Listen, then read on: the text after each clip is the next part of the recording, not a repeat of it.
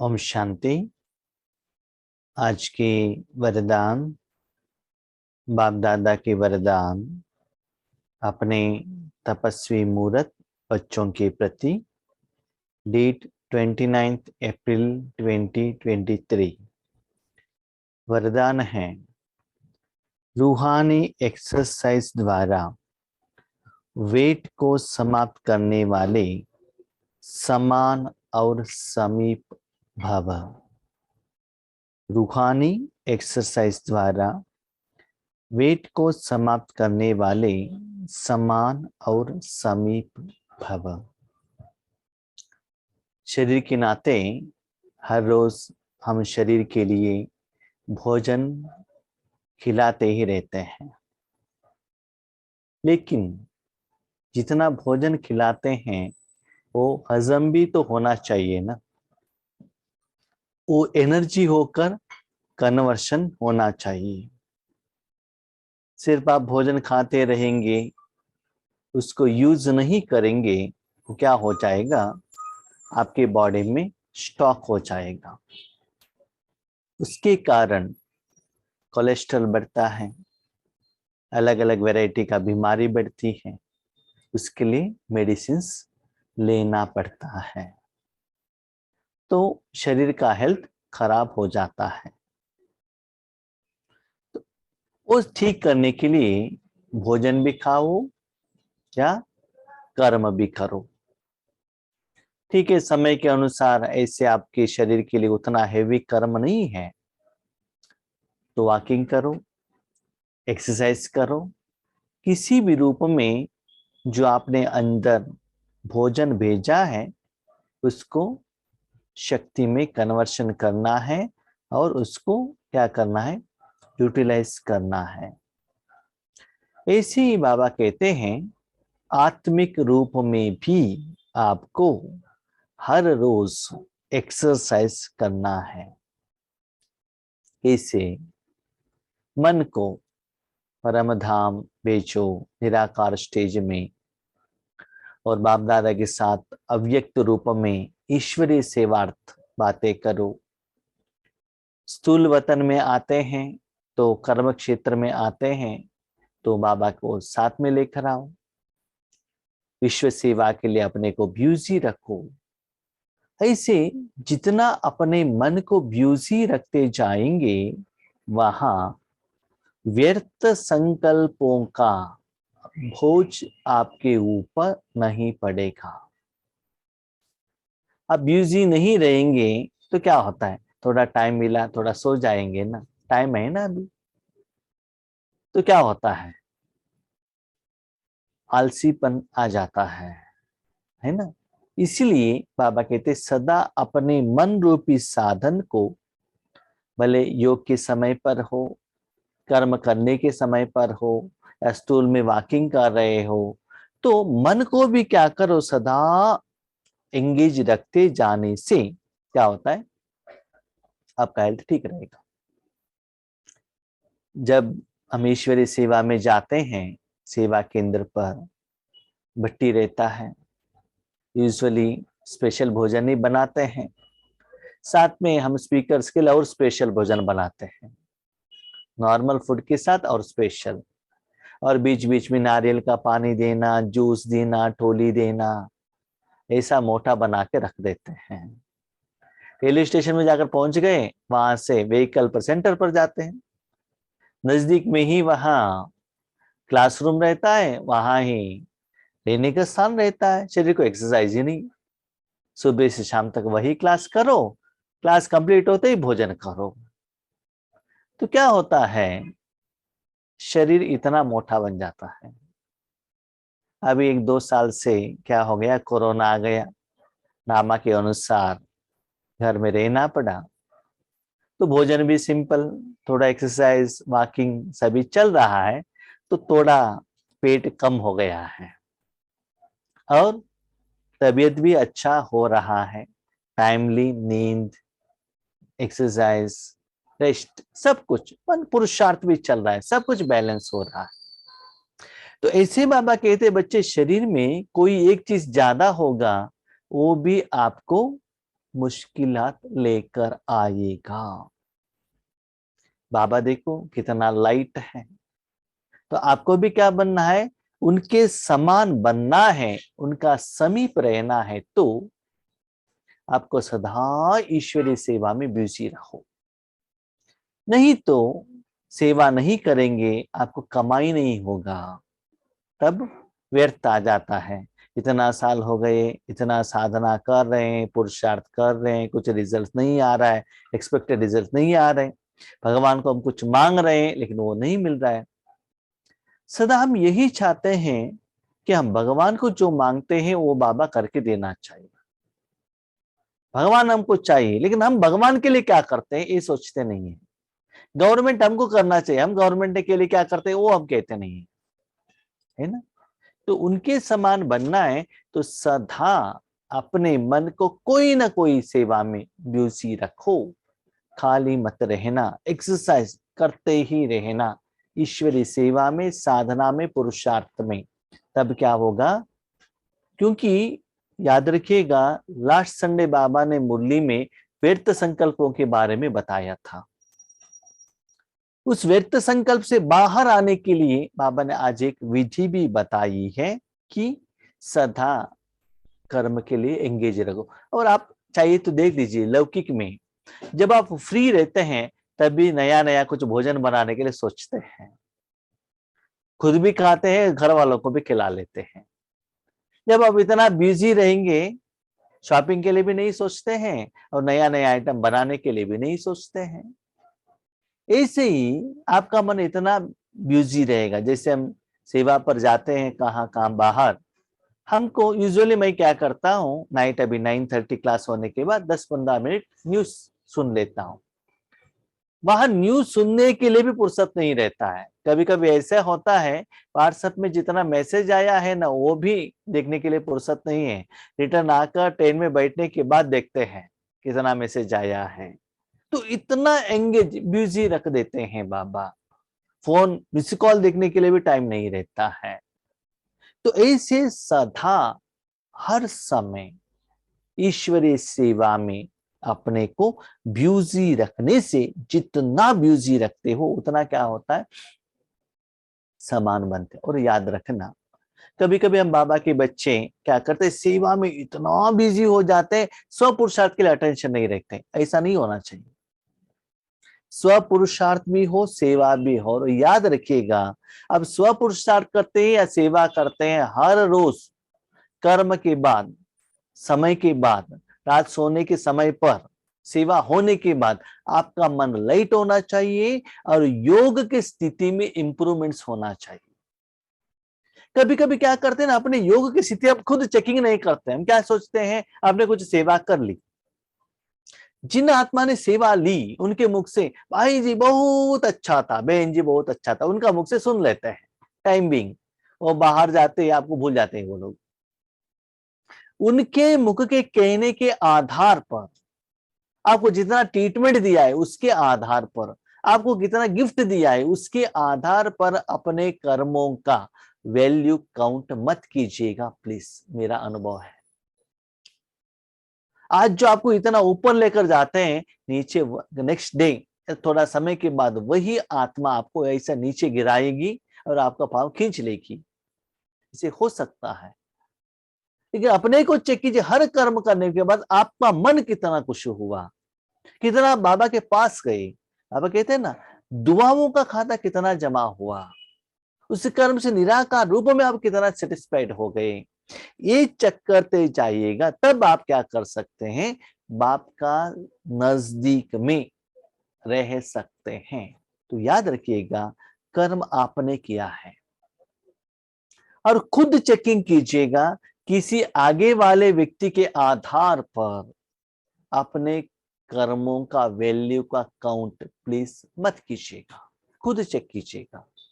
ऐसा नहीं कि शरीर के रूप में जो फिजिकली मोटे हैं वो ज्यादा भोजन खाते हैं और पतले हैं हम कम खाते हैं, ऐसा नहीं है।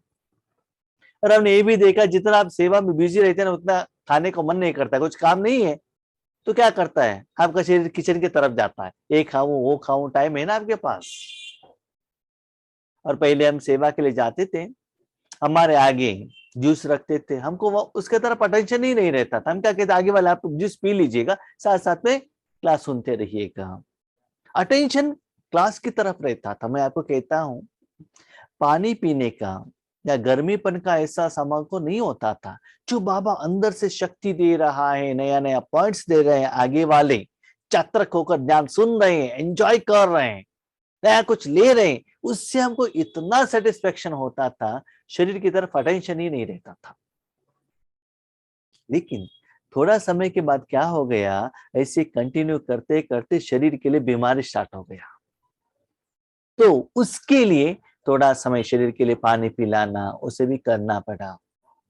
इसलिए हम क्या गलती करते हैं, सेवा सेवा करके इतना बिजी हो जाते हैं, अपने आत्मा को, मन को, शरीर को रेस्ट ही नहीं देते हैं। भले आप सेवा न करो, लेकिन याद जरूर करना है, योग जरूर करना है। ये याद रखिएगा ईश्वरी जिंदगी में। रूहानी एक्सरसाइज अर्थात अभी अभी निराकारी, अभी अभी अव्यक्त फरिश्ता, अभी अभी साकारी कर्मयोगी। किसी भी लोक में कोई भी कर्म हो, लेकिन आपके साथ भगवान रहना चाहिए, ये याद रखिएगा। भले आप परम धाम में हो बाबा के साथ, सूक्ष्म वतन में हो, ईश्वरीय कार्य के लिए बाबा से बातचीत चल रहा है, और साकार वतन में आए हो, जो भी कर्म है बाबा ने जहां भी आपको रखा है, वहां आपके द्वारा ईश्वरीय सेवा ही चल रहा है। इसके तरफ आपको अटेंशन रखना है, कर्म योगी। तो जहां भी जाओ बाबा को साथ में रहो। वो कैसे हो सकता है, सिंपल। आज वर्तमान समय में आप देख रहे हो, आप जहां भी जाते हो मोबाइल लेकर जाते हैं ना साथ में, है ना। तो ऐसे ही बाबा को साथ में लेकर जाइएगा। साथ साथ अभी अभी विश्व सेवाधारी, ये तो तीनों लोकों में साथ में सदा विश्व सेवाधारी के लिए बिजी रखना। अपने पति के लिए नहीं, बच्चों के लिए नहीं, अपने पर्सनल के लिए नहीं, विश्व के सेवा के लिए निमित्त अपने को बिजी रखना। एक से ऐसे एक्सरसाइज रोज करो तो व्यर्थ का जो भोज है वो समाप्त हो जाएगा। तो ऐसे अलग अलग कर्म के लिए आप बाबा के साथ जुटे रहेंगे, तो व्यर्थ आने का आपके पास टाइम ही नहीं है। सुबह से शाम तक आप अपना टाइम टेबल फिक्स करो, तब क्या होता है, व्यर्थ आने का चांसेस ही नहीं रहता है, उतना एंगेज हो जाते हैं। ऐसे ही बाबा कहते हैं, जो कर्म है उसके बिना आगे पीछे सोचने के लिए भी आपके पास टाइम नहीं रहेगा। जब भोज वेट समाप्त हो जाएगा, माशुक समान डबल लाइट बनो, तब जोड़ी अच्छी लगेगी। अभी देखिए, आप इतना मोटे हैं, पैदल चलकर जा रहे हैं, आपका साथ में रहने वाला जो भी है ना, आप पत्नी हो तो वो पति है, या आप पति हो तो वो पत्नी, वो पतला है तो कैसा लगेगा, अच्छा लगेगा। कोई कोई क्या कहते हैं, आप मोटे हैं, आपके साथ में पति वीक है, तो कहेंगे आपके बेटा है क्या, ऐसा कहते हैं ना, अच्छा लगता है क्या इससे।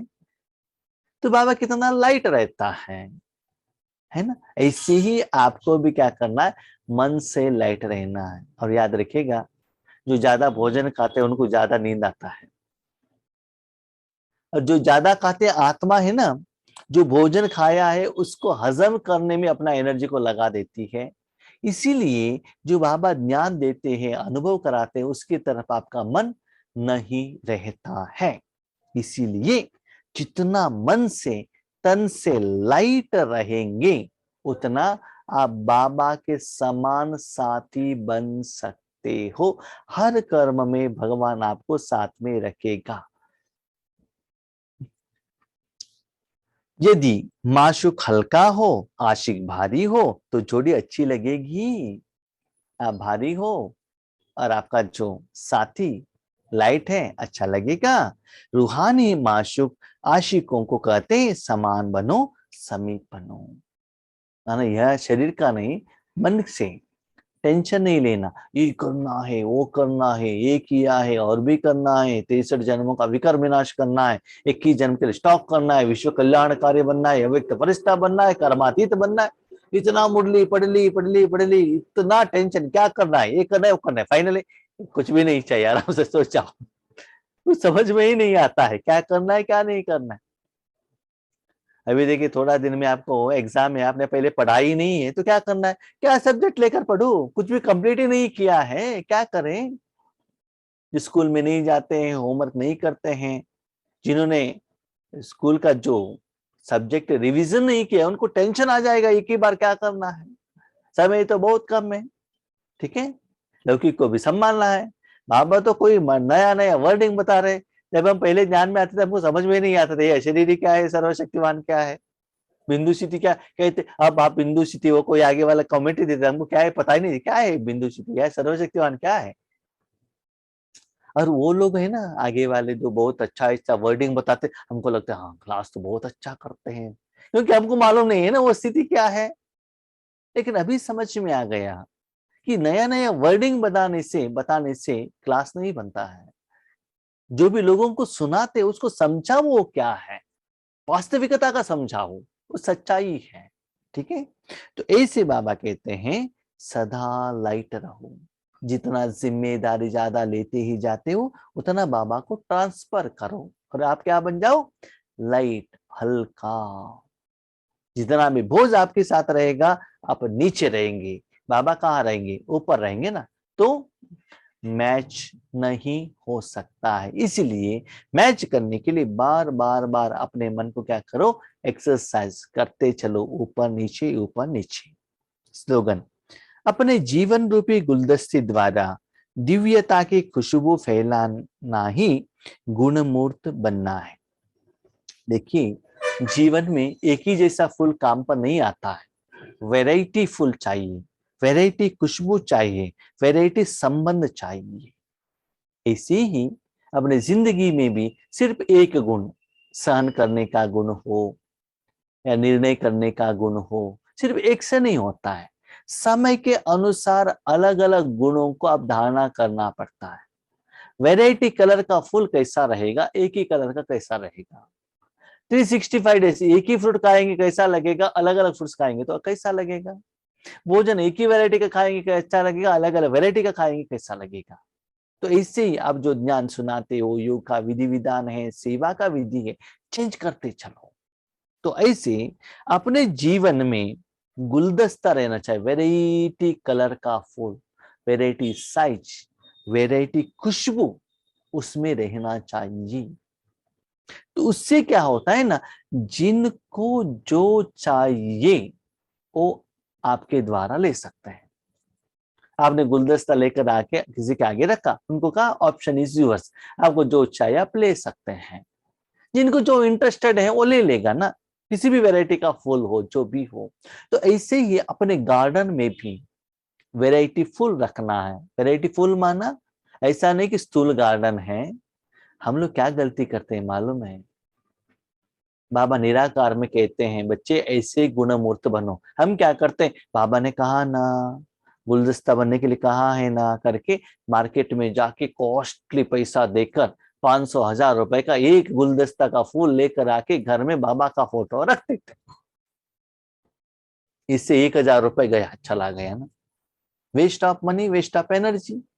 नहीं तो घर में इतना फूल बना देते हैं, इतना लगा देते हैं, वो खुशबू लेकर क्या करने का है, हम समझते ही नहीं है। अब आपको एग्जाम्पल देने के लिए स्थूल रूप में कंपैरिजन करते हैं, उस स्थूल रूप को पकड़ लेते हैं और जो निराकार है उसको बाजू में रख देते हैं। ऐसे प्लीज मत कीजिएगा। तो निराकार रूप में ज्ञान का जो हर रोज बाबा अलग अलग वैरायटी का फूल का जो बीज देता है, सीड, उसको लगाओ, उसको योग का पानी लगाओ, उसको खुशबूदार बनाओ, उसको हर रोज अपने जिंदगी में मनरूपी साधन द्वारा पहनो। आपके मुख द्वारा इतना मधुरता, इतना मिठास, इतना प्यार, इतना स्नेह, शुभ भावना आना चाहिए। उससे उनको पता चले ये हमारे लिए कितना केयर करते हैं, कितना प्यार करते हैं। जब प्रकाश मणि दादी स्टेज पर आती थी, ओम शांति कहते, हर एक को ऐसा लगता था आगे जो 25,000 लोगों का सभा बैठा है मुरली सुनने के लिए, ऐसा लगता था कि दादी अपनी है। माना उनके मुख से वो दादी का जो भाषणा है ना, हर एक आत्माओं को वो कराती थी। उनके पीछे उनका बाबा का उतना सहयोग था। तो ऐसे भले आप उनको ज्ञान मत सुनाइएगा, लेकिन आपके मुख से, मन से ऐसा एक वाइब्रेशन निकले कि उनको लगे इनके पास सारे वैरायटी का गुण है। तो बाबा ने कितनी सुंदर बात कही, बच्चे गुण तो आपके द्वारा दिखाई देता है, लेकिन वो गुण बाबा का है। लोगों को मूर्ति दिखाई देता है, लेकिन जिन्होंने मूर्ति बनाया वो दिखाई नहीं देता है ना। पूजा किसको होती है? मूर्ति का। लेकिन मूर्ति बनने के बाद ही पूजा होता है ना। पत्थर को थोड़ा कोई पूजा करते हैं, कोई कोई पूजा कर सकते, लेकिन इसे विधिवत तो नहीं होता है ना। तो इसे जब तक आप पत्थर रहेंगे तब तक आप गुणमूर्त नहीं बनेंगे। तो भगवान के हाथ में हर रोज जो बाबा आपको मूर्ति बनाना चाहता है उसको स्वाहा करो, अपने जिंदगी को दे दो, मन को दे दो। उसके बाद देखो वो आपके पत्थर जैसे जिंदगी को कैसे मूर्ति समान बनेगा। जब आप मूर्त बनेंगे तब भी आपको टेम्पल बनेगा। टेम्पल के अंदर आपको रखा जाएगा और पूजा होगा। तब आपके पास वैरायटी फूल आएंगे, ब्राह्मण आएंगे पूजा करने के लिए। आज दुनिया में देख रहे हैं, रोड के बाजू में कोई टेम्पल रहता है, माना छोटा सा, उसमें सिर्फ पत्थर रहता है, मूर्ति नहीं होता है। ठीक है, कोई उसको ज्यादातर नमस्ते नहीं करते। जब जो मूर्ति बनता है बहुत सुंदर बनता है, तब लोग उसको भगवान के रूप में मानते हैं। इसलिए याद रखिएगा भाई बहनों, अपनी जिंदगी में हर कितना समय आपको मूर्ति बनाने के लिए अपने मन रूपी साधन भगवान के हाथ में देते हो। संपूर्ण सरेंडर, आपको जो बनाना है बनाओ, हम ऑब्जेक्शन नहीं करेंगे। तो जितना समय आप हर रोज भगवान के आगे समर्पित हो जाएंगे, उतना आपके द्वारा वो गुणों का खुशबू दुनिया वालों को और आपके मन बुद्धि द्वारा आपको भी एहसास होता है। लेकिन याद रखिएगा, संपूर्ण समर्पण होना मन से बहुत बहुत बहुत जरूरी है। उनके आगे जाकर ये चाहिए वो चाहिए करके मांगते रहेंगे, रोते रहेंगे, तो जरूर आप मूर्त नहीं बन सकते हैं। और याद रखिएगा, जो मूर्ति जितना पावरफुल है, इतना वैरायटी का उनको क्या आता है, गिफ्ट आता है। चाहिए तो देख लीजिएगा, आंध्रा में तिरुपति का बालाजी का जो टेम्पल है, कितना लोग कितना गहने लेकर आते हैं, कितना फूल लेकर आते हैं, कितना फ्रूट्स लेकर आते हैं, कितना जितना आता ही जाता है। क्यों? उन्होंने उतना साधना किया होगा ना। उनके घर के बाजू में भी बालाजी का टेम्पल रहता है, लेकिन वहां लेकर नहीं जाते हैं, वहां लेकर जाते हैं। क्यों? तो वो आत्मा ने उतना साधना किया होगा, उतना समर्पित हुई होंगी। ठीक है, तो ऐसे ही आपके पास लोग भी आएंगे और सेवा भी होगा और आपको साधन भी मिलेगा। और याद रखिएगा, कोई भी आपके पास आए या न आए, सदा भगवान आपके पास आए, आपको यूज करने के लिए वो सोचे। और याद रखिएगा, किसी के आगे आपको शो करने का जरूरत नहीं। आप और बाप, फॉलो फादर। बाबा कैसे थे? अंतर्मुखी, आराम से बाबा कैसे यूज करा वो कर रहे थे, एंजॉयमेंट। और आपके आगे जितना भी ज्यादा लोग आते हैं ना, उनकी तरफ आपको अटेंशन रखना पड़ता है, शक्ति देना पड़ता है, उनका केयर करना पड़ता है, उनका पालना करना पड़ता है। कम लोग रहेंगे, अपने मस्ती पर रहो। ठीक है, तो ऐसे सदा गुणमूर्त बनना है। ओम शांति।